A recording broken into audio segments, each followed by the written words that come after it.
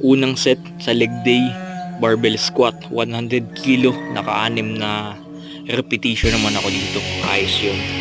At ito ay 8 kg squat, napakaganda dahil full range of motion. Nung previous leg day ko, 100 kilo pa din ang binuhat ko, pero naka-4 na reps lang ako. Ngayon naka-6 na. So lumakas tayo ng 2 rep. Good na good na yun. Hanggat maaari, dahan-dahan lang ang bawat repetition ko dito. Saka meron naman akong safety bar, kaya baliwala.